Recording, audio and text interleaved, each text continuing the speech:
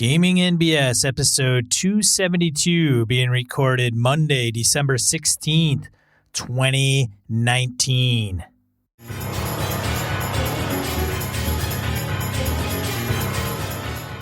Welcome to Gaming and BS, a tabletop RPG podcast. I'm Sean. I'm Brett. Welcome to the show, folks. Welcome back. And Sean, today's actually Tuesday the 17th. Oh, shit, it's Tuesday. I had Monday off. You had Monday off, and I was swamped, so this is one of the latest we've ever recorded in a week. But anyway, yeah, it's Tuesday, 17th. Tuesday the 17th, and, you know, you're listening to this Whenever. On a day or night that is not Tuesday the 17th. Yeah. We tell you the day we record this for posterity's sake or something? Don't know. That's just it. Because our stuff is not always evergreen. Yeah, it's very true. Yeah, right? We'll have like Kickstarter, and it's like, wait a minute, this was 2 years ago. You bastards, that thing's dead. Yeah. So how was your long weekend there? Did you game at all? Get anything done? I did not game. Holidays with mom. And, that's right. Yeah. Holiday season is officially kicked off. At the Kelly household. The Kelly family. So yeah, nothing gaming related this past weekend that I can think of that I could share. Although today I went to a geek meetup here in Madison, Wisconsin, and was it good? I got to check out an Oculus Rift. I think it was a Rift. Okay. Because they just recently pushed out an update where your hands, you don't need the controllers in your hands. Oh, okay. You hold out your hands and you can see what would be your hands. My buddy Lenny has, I think it's an Oculus with the one with the lightsaber. We can do have you seen those videos? So I played the Vader like game. Mm-hmm. I was in it for maybe 3 minutes and I couldn't figure out what to do. But I'll tell you what, man, I was like, holy shit, this is cool, crazy intense. I'm wondering, I get motion sick when I play first-person shooters, so I'm wondering if I'll just vomit a heave all over the place. Well, it was, hey, you're to put this ship into hyperspace. I'm like, okay, grab this lever with my hand, move the lever, hyperspace starts. And the beginning of the game, you're kind of in the front of this ship. Mm-hmm. And so it feels like you're very on edge. Oh, and then something happens. It's just strange to get that weird disoriented. And a buddy of mine, Josh, that I game with, he's a big VR 3D printer guy, big tech gearhead. And he said, if you keep that thing on for a while and you're doing things, I think he's like, it's good for workouts because it gamifies workouts. You don't even know you're doing it. And he said that you pull that off and you got to regain your senses again. But it's like your sea legs, man. You've been on a boat for a long time. Yeah. And you hop off. And, whoa, takes me a second to get my legs back. So, yeah, Lance, thanks, buddy. And I know he probably doesn't listen to the show, but he's a big VR. I mean, I think he's probably got 3 or 4 different kinds of sets. He deals with HoloLens and does development for it. Well, I went really old school. I ran the second part of my D&D campaign for my 2 kids at home, AJ and Alana. They had a good time. Yeah? They uncovered some sneaky stuff. Did they survive? Yeah, they did. Oh, it was touch and go. Pretty good sized Grimlock battle. Their second level, so they battled through with the Grimlocks. They were smart. Like, okay, we have to run out. They went in, gotten some heavy duty shit. Like, okay, we flee. Camped real good, real quiet, super sneaky. So they know they can run. Oh yeah. They learned that early. Well, they did grow up in your house, so. Oh, they did. Yeah, they learned that if I don't run, the Earth Elemental will indeed step on my head to ensure that I am dead. So yeah, they did that. Then they rescued the one dwarf who came out to them. They bring him back. Like, oh my God, the actual dwarf who sent us on the mission, he's the king. Oh my, wow, this is crazy. So they're figuring stuff out, what's going on, and it's mind flayers. It's the goddamn illithids. Oh, and there's Drugar, whatever you want to call them. They're involved. Oh, what are we going to do? Oh my God. And the kid's like, wow, this is pretty intense. We should probably break here so we can figure out what we're going to do next. I'm like, that's a good spot to stop. So they're looking forward to it. And this weekend I've got, this coming weekend, Alpha's running some D&D 5e. I think it's the Demon Lord one, the Underdark Demon Lord one of WotC, and then I run Delta Green on Saturday. You got anything cool coming up? You running? So my gaming is done for the year. For the year? Jeff, well, that, if you listen to last episode, I complained about Jeff doing homework. Yeah. So that's done until January. And even if January comes around, I don't know if we're playing in January. What about your Call of Cthulhu game, man? Call of Cthulhu game would fall on Christmas Eve. Yeah, but you just had half the holidays. You got Christmas Eve open.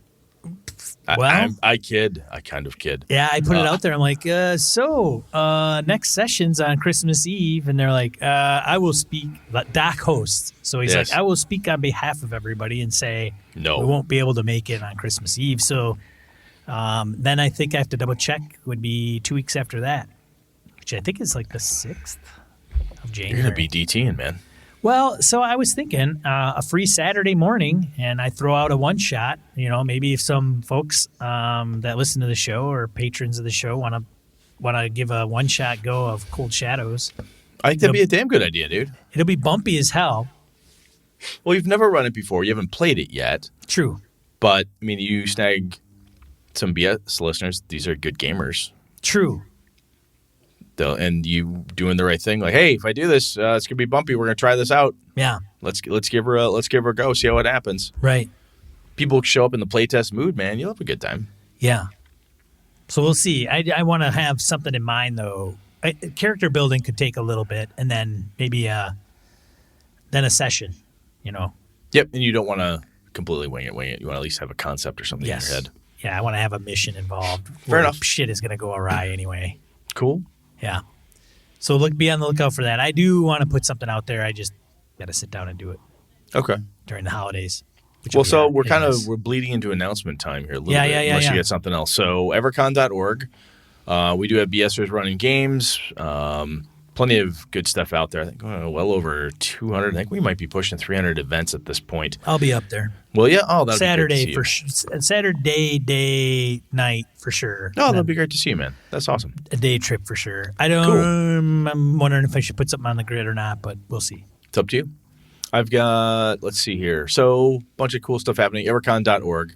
Check it out in January, 10, 11, 12. Take a look at it. Hopefully, we can see some folks there. The other thing, Sean was kind enough to put this out there. With the Avalon Kickstarter, there were 2 adventures, Iron Shoes and Blacksmith's Folly.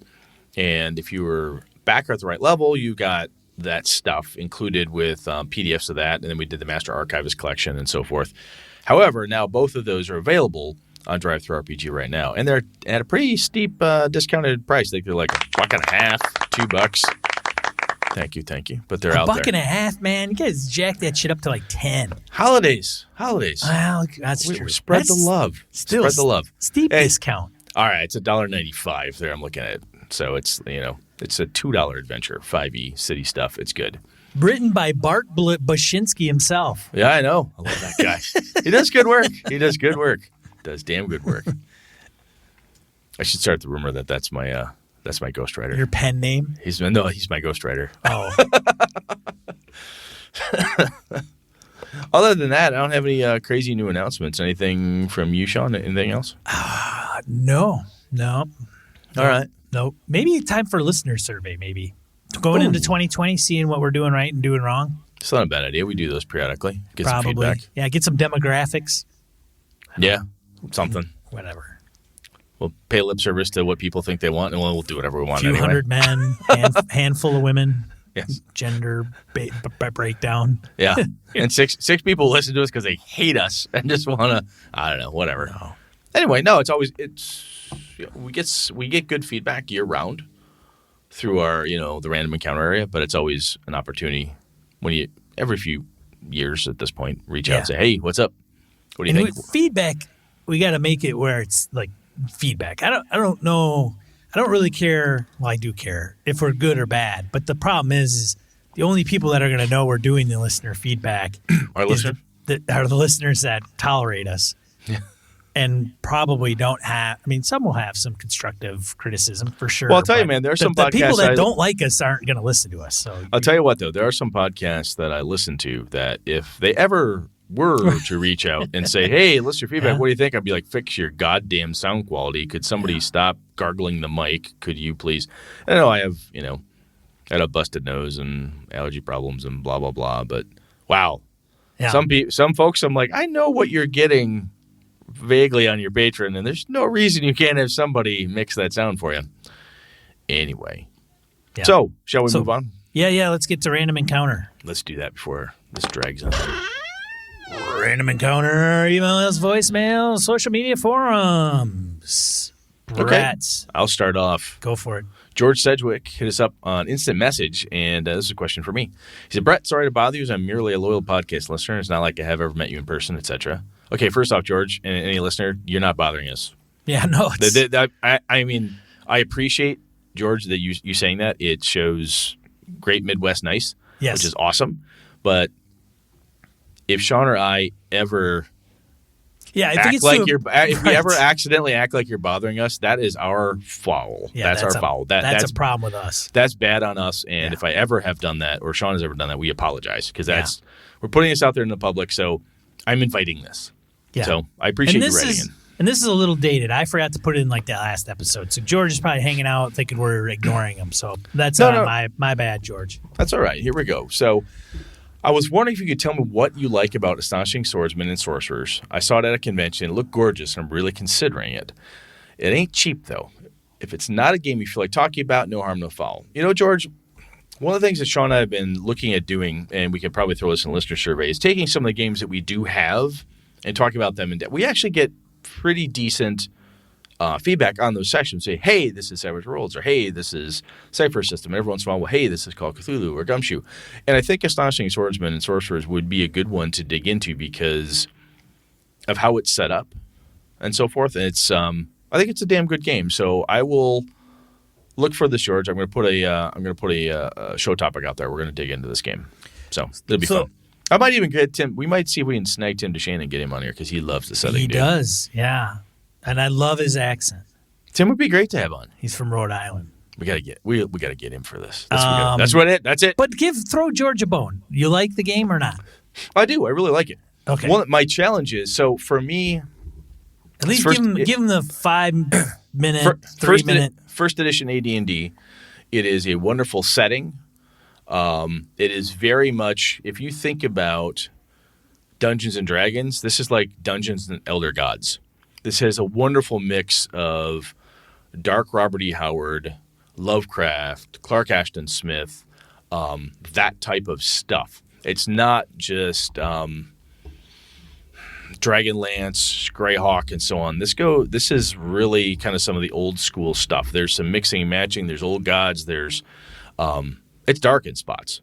And so is it the lore of the setting? The lore of the setting. It's the lore of the setting, the way that they have the races and classes and how it all is kind of combined, how the gods function. You read it, it reminds me very much of Clark Ashton Smith's work, which I'm a fair fan of. There's some of his sci-fi stuff I didn't like, but when he talks about Camoria and Satamprozeros and these different tales he has, it's very evocative of that. And even but definitely some of Robert E. Howard stuff.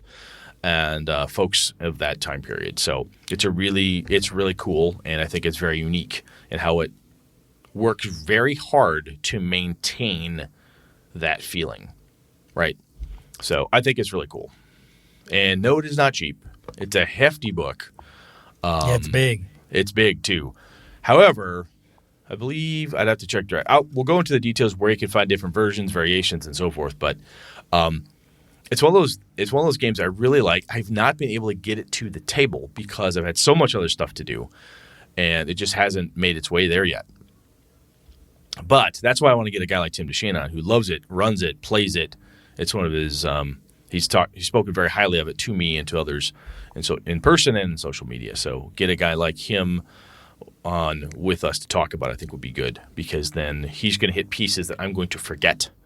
So I think it's definitely worth looking into, and if you can find like the PDF version of Drive-Thru or something like that, it'd be great. If you don't want to throw the cash down for a hard copy, George, but if nothing else, just hold on if you can or if you want to, and we will definitely have a topic coming pretty quick on this.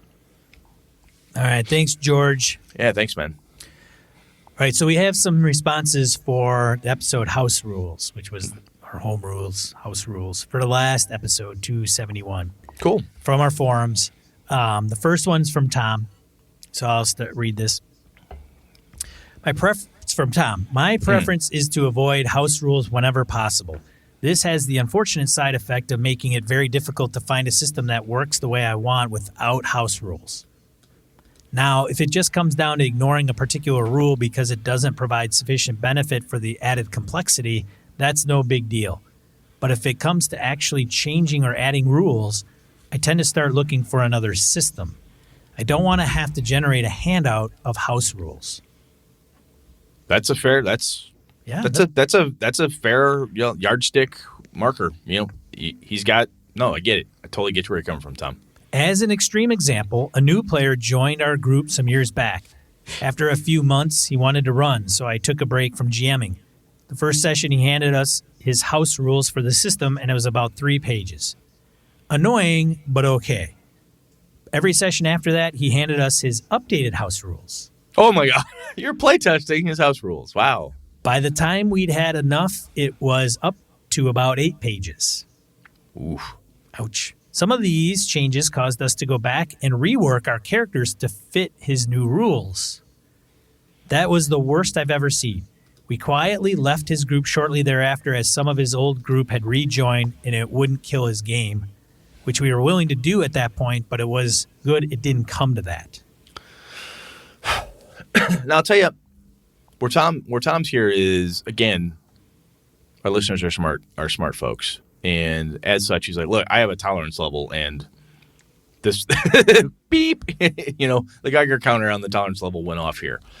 Yeah, that you talk about 8 pages, and I would joke with you, like 10-point font, 8-point font, front to back. Right. How heavy is this? Huge 72-point Comic Sans. Yeah, and if you're looking at something like, holy fuck, I now have essentially a new game system that the way you've introduced this new house rule, my character is now useless. Or I never would have made my character this way because I was heading in this direction with her, and now she's absolutely ineffective because of this new house rule. Yeah, magic user.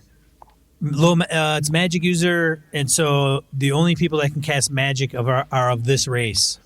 Or if you decide that, well, you know what, instead of D8 for fireball, it's going to be D4s. Right. All magic goes down and die. Okay, hold on a second. I chose this, and this for this reason. Oh, now everyone who uses a 2-handed sword goes last in combat, regardless of initiative. Okay, I didn't know that. Why would I have specialized? Okay.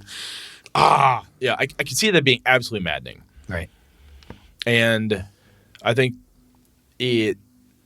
what I'm reading here, Tom, is that you have, it's fuzzy enough but solid enough. And by that I mean like, hey, I'll change a couple things, but if it gets to be too much, look for a new system. That's his perspective, and I dig that, and I think that's a wise way to look at it. If you're like, look, I don't want 8 pages of this shit. I don't want a half a page of this stuff. All I want to know is we decided that we don't like the chase rules, so we just roll this thing instead. Okay, good, moving on. Simple thing. There is a line. Yeah, and everybody's got to define what that is. And sometimes a line's a dotted line. Yes. And sometimes it's a dotted line in the sand on a windy desert. Right. Yes. Yeah. And sometimes it's like porn. You know it when you see it. That's true, too. Like, this is too much. How did you know that? Because I just encountered it. Yes. Like when you're a kid, there's never too much ketchup. Oh, my God, I have just encountered too much ketchup. Or I've just encountered too much chocolate. It happens. Ketchup soup is no good. No, it is not. All right. Thank you, Tom. That was good. Always. The next one is from Ivrit, a.k.a. Gabe. Yes. Much of the topic, to me, seems dependent on context. For most of the newest games, I would agree with Sean. Play that game. Otherwise, what are you playing? But there's another discourse that is predominantly composed of house rules. This is the OSR, a gaming arena that is expanding outside of its first and most prominent interest in the original game to comprise such old-school systems as Rolemaster, Champion, Star Wars D6, RuneQuest, Warhammer. They're all returning. Many as modified retro clones, some with different titles, packages, and innovations. Sean sounded somewhat disparaging. Oh, he always does. When he said that such games as DCC are house-ruled versions of D&D that, in turn, are house-ruled again, becoming yet newer games. I'd like to hear more about what he thinks about this. Some might say, and this accords with Brett's cooking metaphor, that no table of D&D ever precisely has played the exact same game. It seems to me that all the systems under the umbrella of the original game and others are voices in an ongoing conversation about this is how we play. Those purchasing such games are hearing more and more of the discussion, and they are being encouraged to borrow or modify anything they happen to like. What's the ultimate aim? Is it to most effectively cultivate a particular experience at the table or online, where this method of play is designed by the referee or by the common will of the game group? All these systems are tools for emulating specific fictions in whatever manner seems to be the most elegant and effective within the game. With this aim, whether or not a group is playing a certain game as quote-unquote intended becomes secondary. Does that sound accurate? I might be suggesting that the most satisfying games, remembering that the goal of a particular game is a certain experience, are kludges of an entire RPG library. Huh. Yeah. It's good thought, man. Yeah, so... and I do honestly think a lot of... So I'm going to say this, and there are going to be younger listeners out there that are doing this as well, but I think us older grognardy type guys, I mean, it is mostly guys. However, there are tons of women who've been gaming forever as well. Yes. So I'm going to correct myself right now. Us older gamers in our 40s and 50s, we, quote unquote, had to, or was part of our culture, as Gabe is saying, to house rule the shit out of stuff. Especially when you had an old system like first edition AD&D, which was damn near unreadable cover to cover. It very common to do that stuff. And Rollmaster, very clunky or whatever, blah, blah, blah. So I don't know if that's more prevalent with us older folks than it is the younger kids. Kids today, I don't know. I saw a tweet. Maybe I'm heading in a totally stupid direction here, but this is giving me thought, Gabe. Sorry, Sean, go. I saw a tweet online that said something to the effect of arguing that D&D or old school games or older games suck because they're poorly designed. Something to that effect. Go pound sand, right? Yeah. And part of me is okay. Again, we go back to opinions. All right, everybody's got here's one. the other thing. Let's lay out a beautiful, wonderful thing that says, if you think this, fuck you. Okay, wow, a lot of room for discourse there. Right. Thanks, sir and/or madam. That's okay. I'm glad you dropped that stinker right on the table. That's great. Now I got to clean that up. And I understand the person's tweet was kind of saying, because I play this game, it doesn't suck because it has a bad design or it was old, therefore it's poorly designed. We've talked about that before too. We kind of have, yeah. But so I think part of it was them getting corrected on a game that they like to play. Totally get it. Oh, corrected as in you're playing a bad game. We've seen that before online too. And I really I've seen that. I've heard that shit in person. Oh, you shouldn't play that game. This game does that better. I really wish I had the tweet because it was very short and it was, obviously more succinct, but yeah. Something to the effect of old games, they suck because they're poorly designed, which is not the case. People that are playing BX love it because it's BX, and that's fine, and it's great. Okay, that's not the argument. However, part of me says, look, when these guys created some of this stuff, they were the first ones to put it out there. So, whether it was Gary or Dave or Mark Miller or Pong is an incredibly shitty video game. I can't fucking believe anybody ever played Pong. But there are people that love Pong. Yeah, but that's just fucking dumb, man. Well, okay, so it's the same argument. I mean, if I take that point, yes, right? And we give the video game folks a pass in that space. Right. But technology's evolved now. Yes. Skyrim's shit. Skyrim is absolute shit compared to this other. Look how cool this is. Right.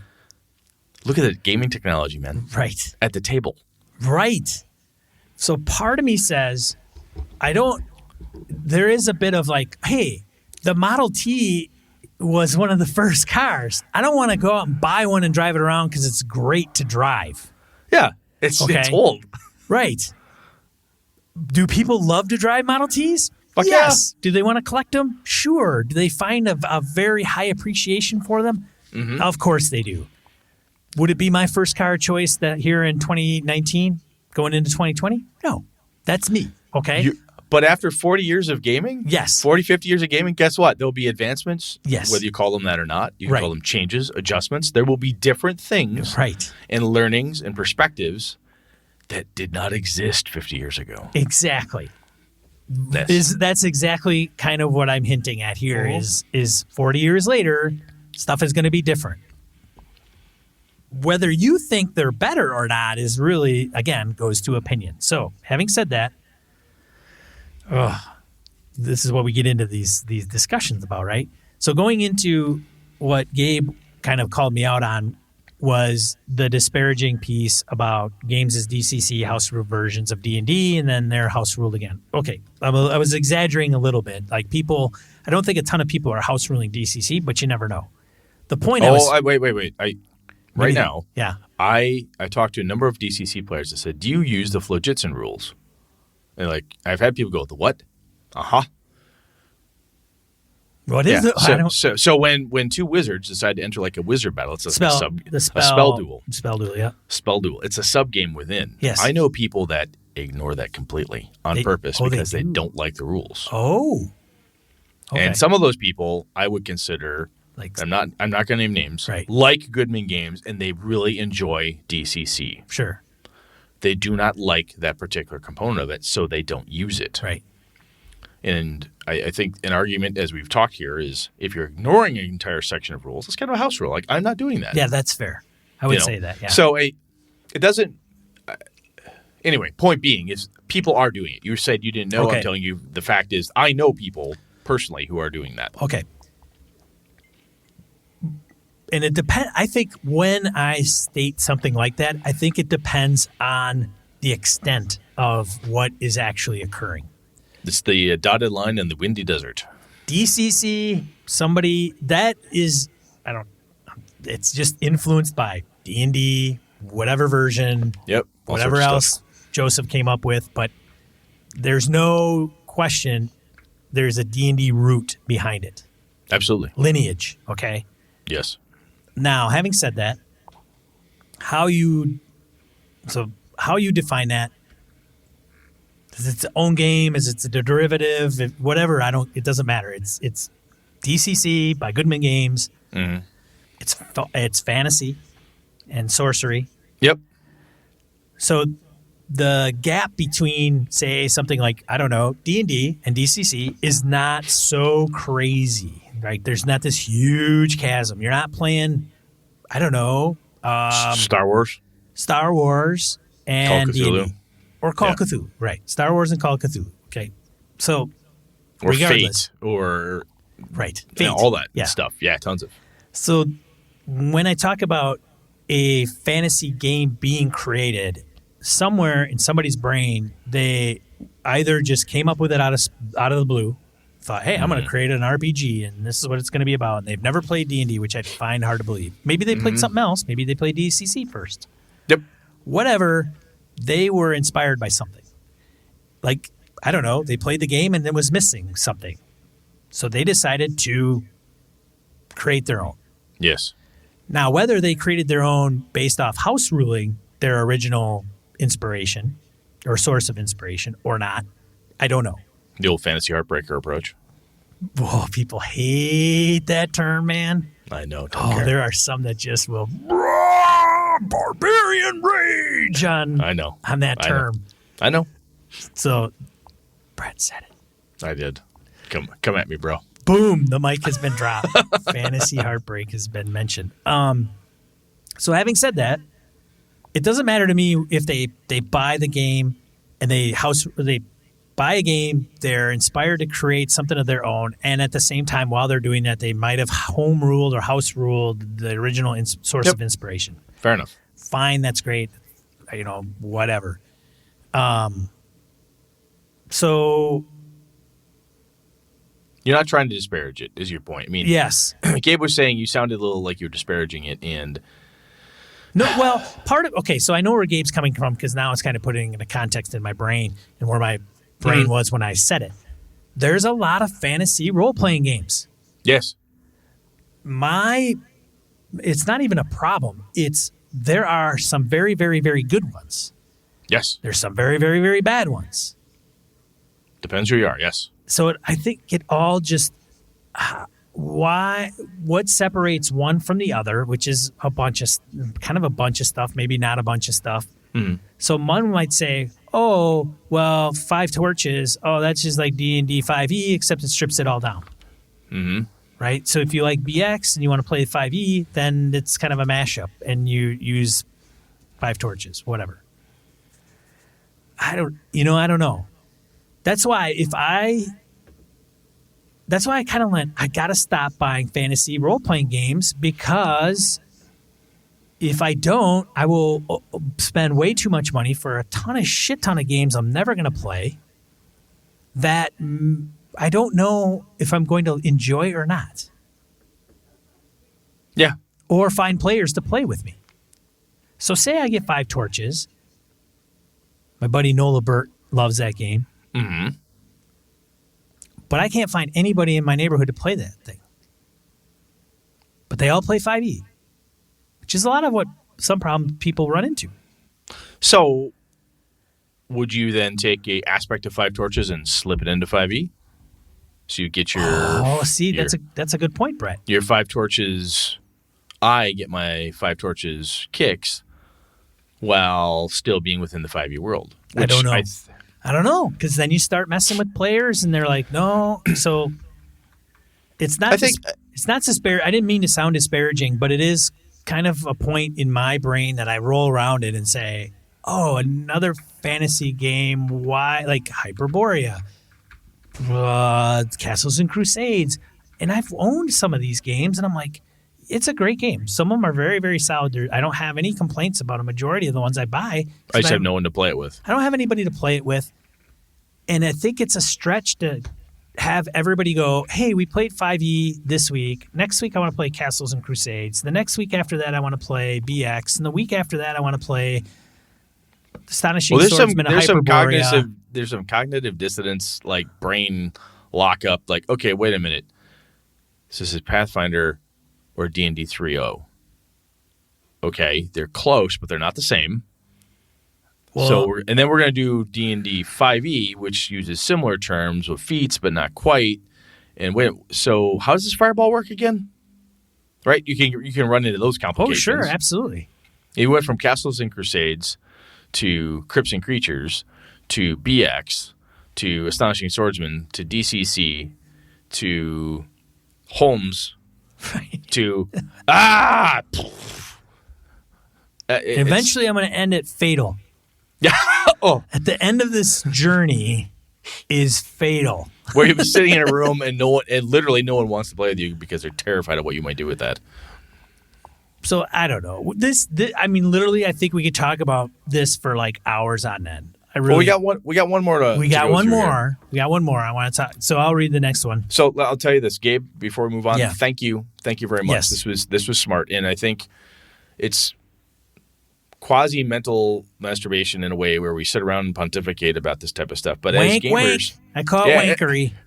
But as gamers and just consumers of this product and the hobby, sometimes it's important. And a podcaster. It's important, one, to fill the airtime.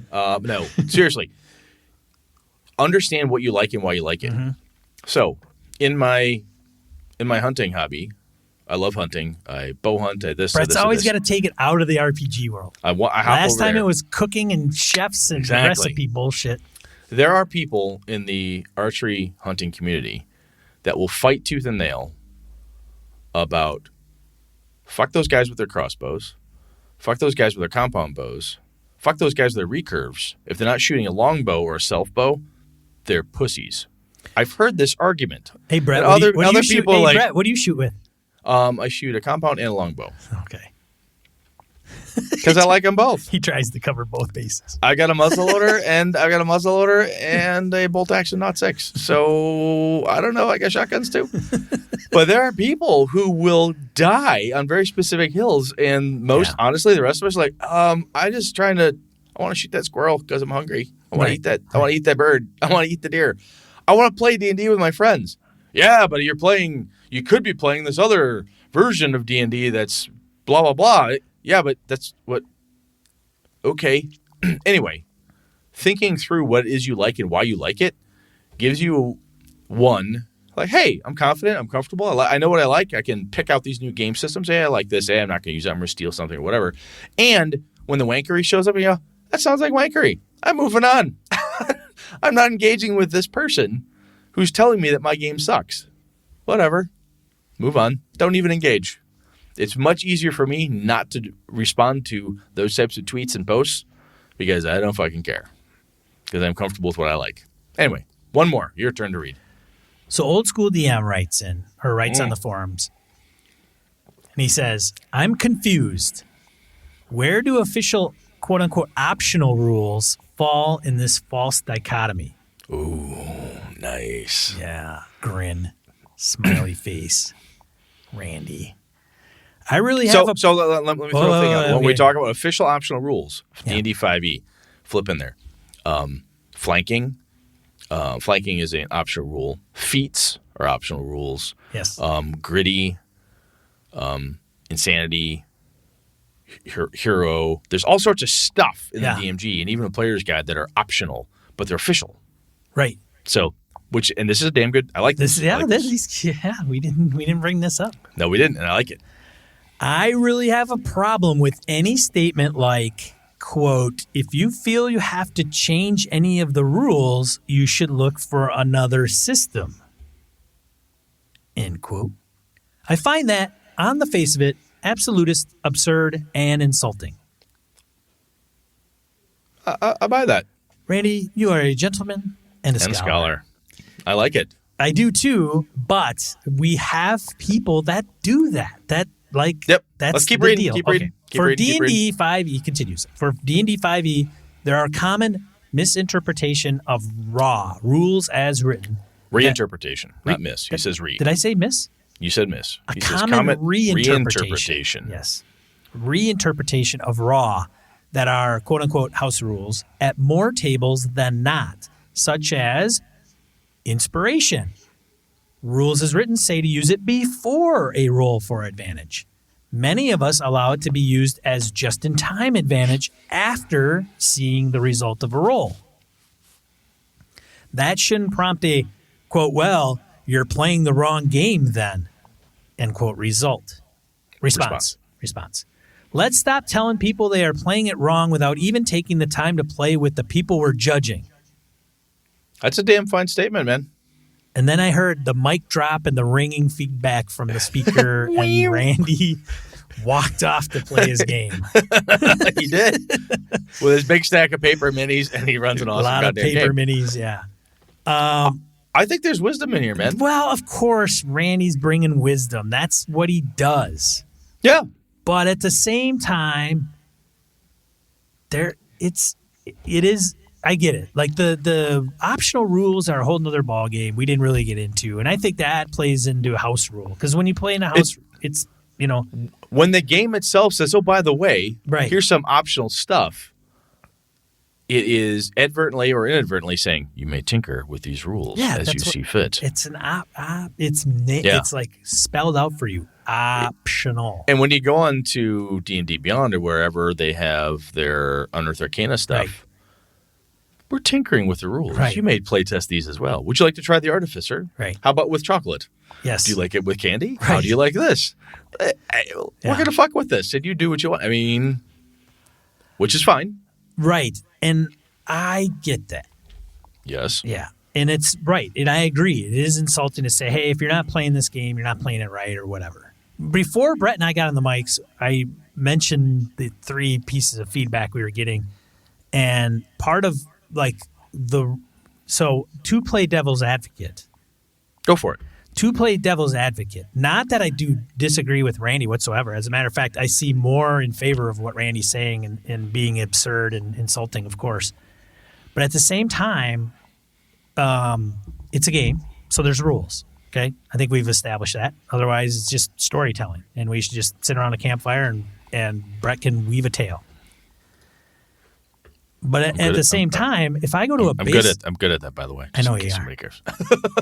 Carry on. But if I go to a baseball game and I go up to bat and hey guys, you gonna play baseball here? Yeah, we're gonna play baseball. All right. What are you doing? Okay, hit the ball. Hey Sean, you're out. You go to first base, you're out.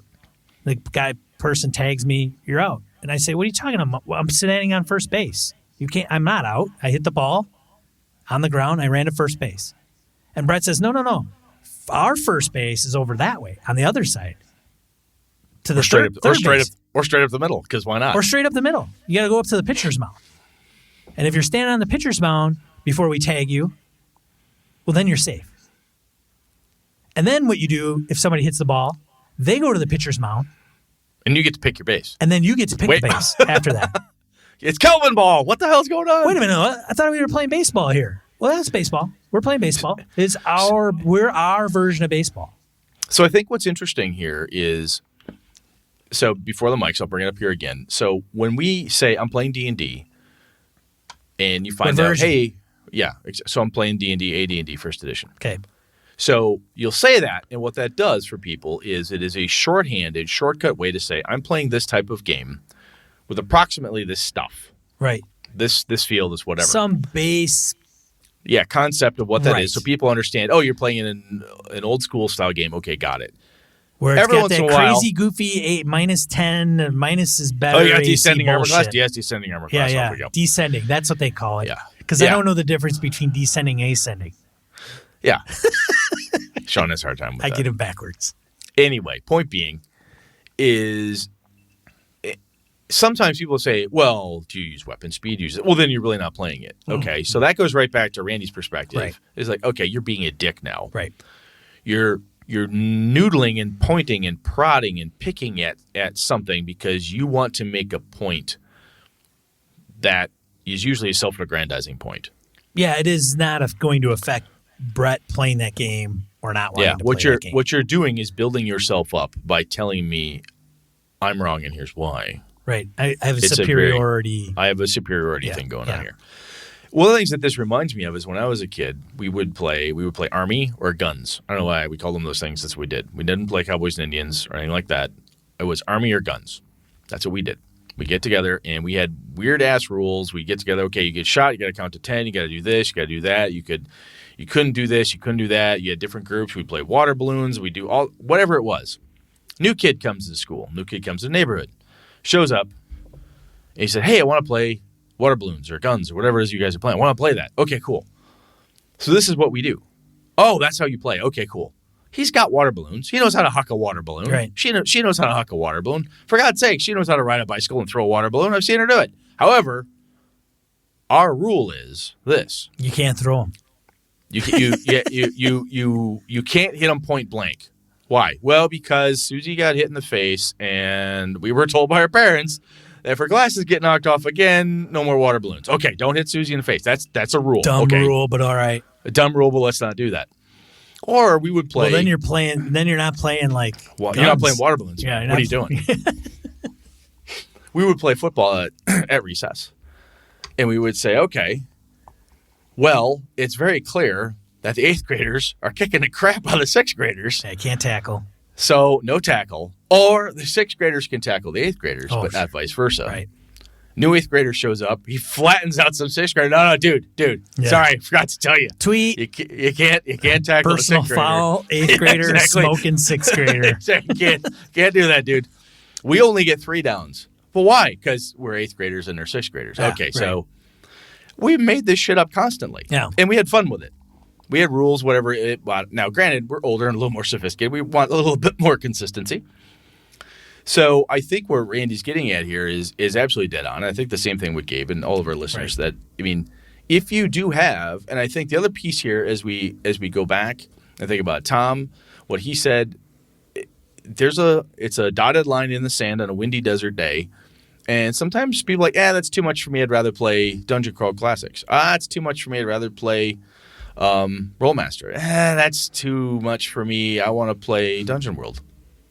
I'd rather play GURPS. I'd rather play whatever. That's great. There's a lot of reasons why you may or may not want to do something. Understand what those are. And I think one of the things that old school here, Randy's saying, don't tell me I'm playing it wrong until you've actually played what I'm doing. Come here and do it. Fair. You may say, it's totally fair. Totally fair. And I am using a term like, I'm playing D&D. Well, that's not really D&D rules as written. Fuck you.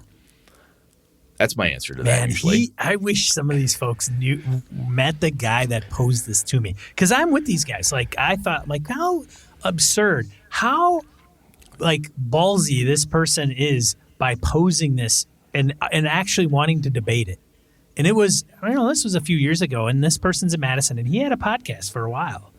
And he pinned me down in a corner and was like, if you're doing it wrong, if you're not playing by the rules, then why are you playing that game? Like, there's other games that facilitate more of what you aren't using or you do use, right? And I'm part of me was like, okay, look, I get your... Why did you go to UW-Madison and not UW-Stevens Point? Well, they're both colleges in the UW system. God damn it, you can get a doctorate from either one. Well, I can tell you, because one's cheaper than the other. But why? Well, so what? Why would you do that? That doesn't make any sense. You shouldn't make it based on... What? Well, yeah, go to the cheaper one. Why go to the more expensive one? You can do this for all sorts of shit. You know, and I get it. That's fine. But generally speaking, we've said this before, and it is, to quote the old school DM, is absolutely absurd and insulting.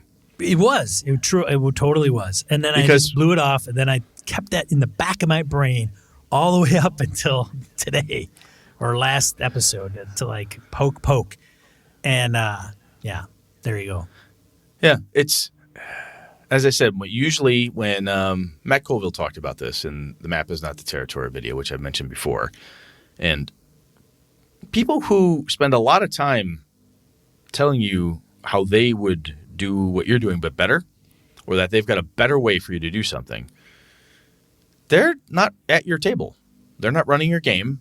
They're not making your players happy, making yourself happy. They're not the ones saying, hey, I took this 5 torches idea and slid it into my 5e game, and nobody even knew, but it was awesome. They totally dug this little mini game thing I threw out that I stole from, the Game of Thrones RPG. This was great. No one even knew it, but I threw this in there. No, yeah. There are no RPG cops. It's fine. It's your game. Do what you got to do with it, man. Why aren't they not around? There's never an RPG cop around when you need one. When do you need them? And I thought about this post fact. I'm not a big dress up guy for Halloween. No, I can attest to that. We should have gone as RPG cops. Right. We should have. I don't even know what an RPG cop would look like. It's my largest regret from Game Con. Well, there you go. Of this year. Live that one down, buddy. Old school, thank you. Same to Gabe and Tom. Yes. And other folks who've written in. And George as well. I know you weren't on the same topic, but again, thank you very much. You, the men and women who write into us, y'all are top notch. So yeah, man, that's good. They're all great stuff, all of it. And I hope that nothing that we say, no matter how much Brett stands his ground and insists that his point rules the land and should rule the land, that you just hope somebody is not completely losing their shit when they hear. Yeah, if it's not a longbow, it's not archery. What the fuck are you doing? Well, you're not shooting wooden arrows. Get out of here. You know where Brett stands on that stuff. Like, Brett's a big Sean, wuss. we got 10 minutes to an hour. We do. We wanna. You wanna? I mean, talk about something else. I think we might need to push this topic out, man. We could do that. That's fine. Let's push this one out. But I like random encounter because it creates this dialogue. Yeah, and I don't want to just kind of read them and then be like, yep, and then that's it. Because this is perfect. Yeah. I think this is we've had a couple of these, and let's just change the title on this one. Sure. I'll shift this one out to 273, the consequences discussion. Yeah, we'll talk about consequences next. This is a listener feedback piece. Yeah. This is good stuff, and I think if you go back through our 5-year-old catalog and listen to it, I'm positive I said some stupid ass shit. We've probably said everything the opposite of what we've said in the last 10 or 20 episodes. Yeah, but I'll tell you what, man. I mean, if you didn't change, what's the point? Hey, if it's just the same garbage all the time. That's a good point, Brett. We're growing. I'm trying to. Well, hopefully in the right direction and not the wrong one. Yeah, honestly. I mean, I am interested in a lot. Brett, even if I were to say on the mics and say, hey, if you're not playing a game by the rules, then you shouldn't be playing that game. There's other games to play, blah, blah, blah. Mm-hmm. I think anybody could see through that BS relatively easily when they talk to me or us or anybody else about why they buy different games. Because I think a lot of people that listen to our show, yes, there are some very devout, like, this is kind of the game I play all the time. It's the one I enjoy the most, and I'm well versed in it, and I have system mastery in this game, and this is kind of my deal, and that's great. But I also think that a lot of people buy a lot of different games because they're trying to see what other things are out there, whether it's through innovation or just different ways to approach. And sometimes it's like, I want to steal some shit. Sure. I want to find a thing from this Zweihander game that goes, hey, I can use this in any game. Right.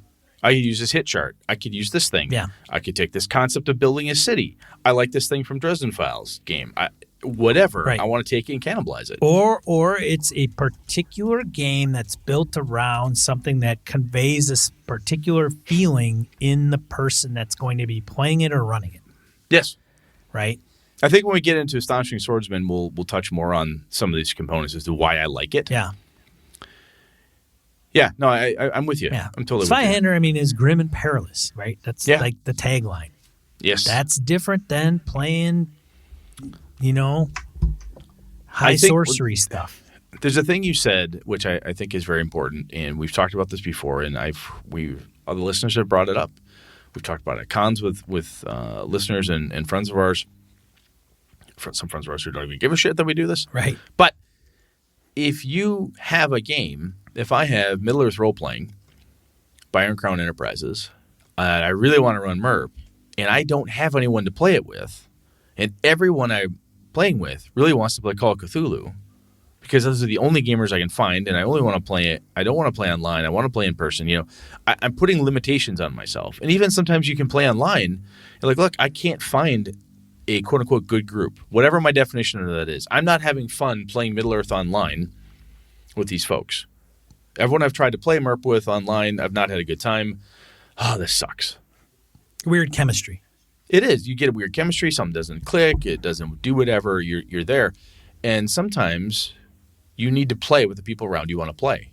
My kids wanted to play 5e. I asked them, what would you like to play? Look at my shelves. I will run a campaign. Age is done with Crypts and Creatures. What would you like to do? They said, we'd like to play 5e again. Okay, sounds good. That's what they want to play. Brett went kicking and screaming. Oh, it's terrible. They were grounded for a week. I took away dessert. It was, it was not good. For you, Nothing. Now, if the table's like, look, I really want to play this, sometimes you're like, why fight it? Why make people? I think I've talked about this before. Why make people play a game they don't want to play? And sometimes like, look, I want to play this game. Well, we house rule the fuck out of it. Yeah, but that's what we like. And you look at the table and you're like, these are my friends. I've known these folks for 20 plus years. We have fun doing this. There's nothing wrong here. What's to fix? Right? I'm not fixing anything by making this group go out and buy a whole new rule set, learn it, and use it when they're like, the thing we were doing for the last 10 years works fine. Dick. Why did you make us go do this? Yeah. This doesn't make any sense. I have a thing that works. Why did we do this? Yeah, Brett, why do you do that? Because I'm a dick. Brett runs a lot of different systems. I try. Yeah.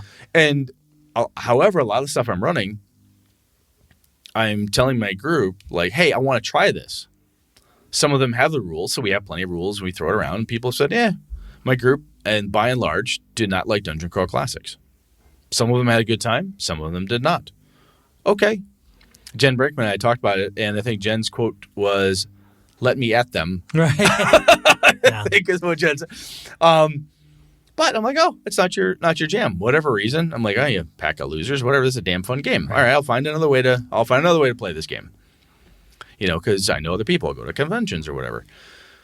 But and it goes to what the other group has said. Tom tries to avoid house rules whenever possible. And I think that's a piece. So you may have a predilection where you don't like to do a thing. But guess what? Here I am. Yeah. I like gaming with these guys. Yeah. You've gamed with Jeff for how long? Well, on and off for... you've known the guy for a very long time. I've known him for over 40 years. Yeah, I mean, I started my home group I've been running since 1991. It's a fair amount of time. Yeah. Well, and when possible, I mean, yeah, I could say, I'm done with y'all. Fuck off. I'm gonna go hunt up a whole new group to play with, or not. Yeah. I don't know. But now, at the same time, I know that I always talk about Jeff and brag about Bray. I mention our relationship and how long I've known him. Mm-hmm. And some people will appreciate that. But at the same time, I also have created new groups where I've never, I knew, a few people at the table, or yep. I knew everybody, but nobody else knew each other. And they've succeeded and went on for 2 years. And I still keep in contact with some of those guys and, and had friendships with them and blah, blah, blah. And everything. What I'm saying here is when we're talking about house rules, to tie it to that, it's like sometimes it's effectively not possible to get a group. I like playing with this group. These men and women are awesome. We have a really good time. And as a whole, we like playing 3 games. And we have 2 of the games we play, for example, by the book, pretty strict, a couple slight changes or whatnot, pretty damn good. Yeah. But another game, let's say we modify the living hell out of it. But we like it. You know what? These people are great gamers. We always have a good time. We're having a lot of fun. Sometimes I'm willing to put up with that.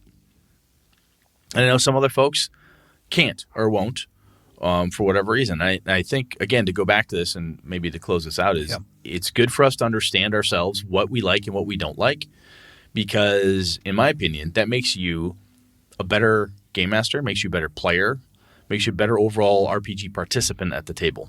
Makes you a better person. That probably does.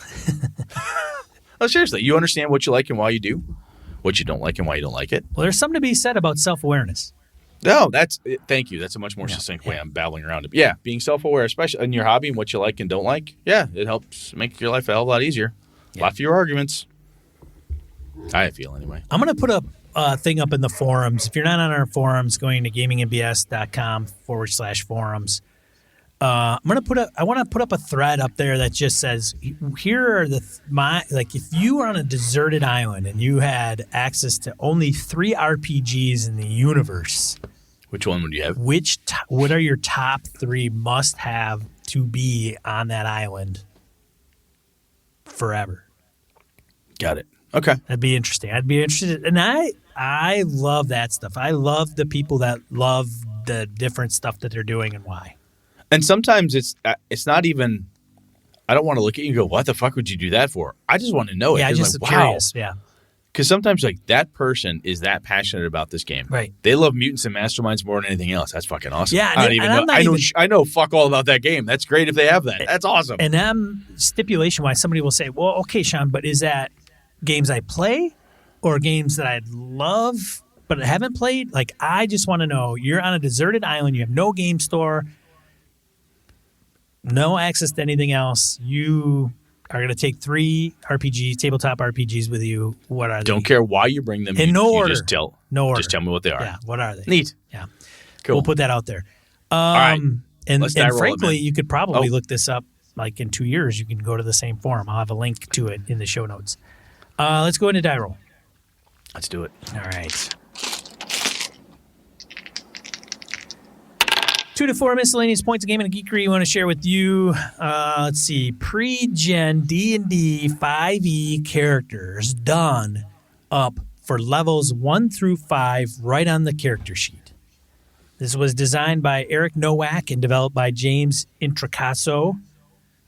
James, I don't know much about Eric. I know James has done and put some stuff out and has been pretty involved with D&D 5e quite a bit. So I'll have links to those 2 guys' Twitter account, but it's pretty good. It's it's got a little intro to it, but literally so if you need pre-gens and you want them all leveled up 1 through 5 right on the sheet. Fantastic Adventures character portfolio. Yeah. There's some good stuff in here. Yeah, they did a good job. Very good job. I'm just parsing through this. I looked at it a little bit earlier. This is slick. I like it. Yeah. So thanks for Sly Flourish for pointing that out on Twitter. Second one, old school DM. You're going to hear this. Yes, you have the Great Tarrasque Takedown in Berkeley, California on the 18th of December. But unfortunately, I don't know if I'm going to be able to get this out in time for your event. I hope it went well. It did not go unnoticed. You just posted it at a time where it was like our last episode was out.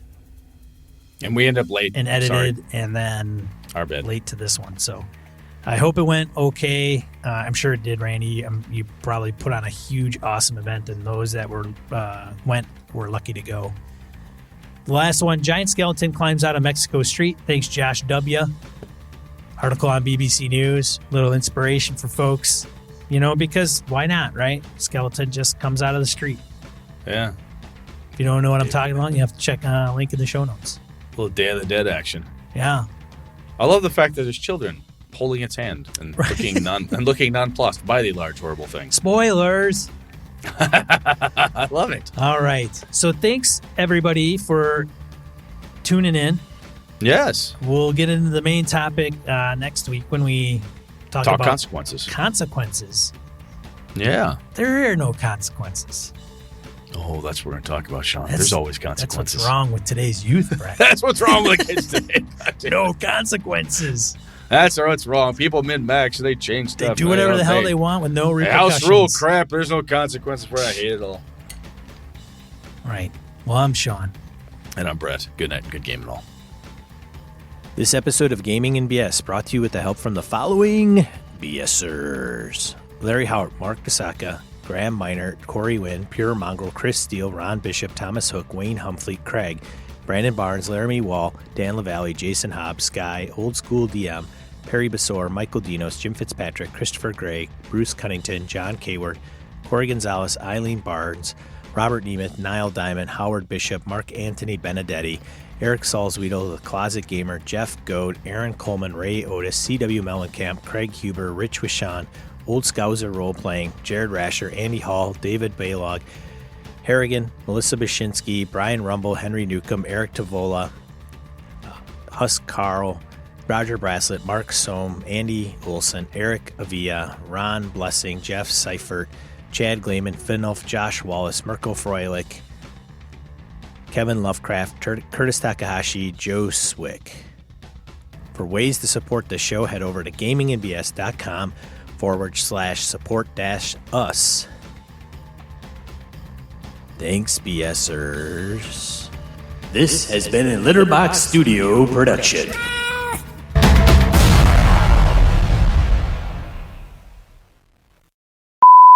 Now, if it comes down to ignoring a particular rule because it doesn't provide sufficient benefit for the added complexity, that's no big deal. If it comes to actually, wait a minute, this is the same thing we just had. Is it? No, it's not. Yeah, it is. Yeah, it is. Yes. It's like did he quote the exact same thing above? Oh, did I copy it wrong? You copied it wrong. Maybe I did. Hold on a second. Something's wrong. I don't like it. Oh, great. Yeah, this is a complete copy. Oh my God, I'm reading the same thing. Oh, maybe I forgot to copy the correct one to You did not copy the correct one. Oh, poor. Uh, Oh, fail.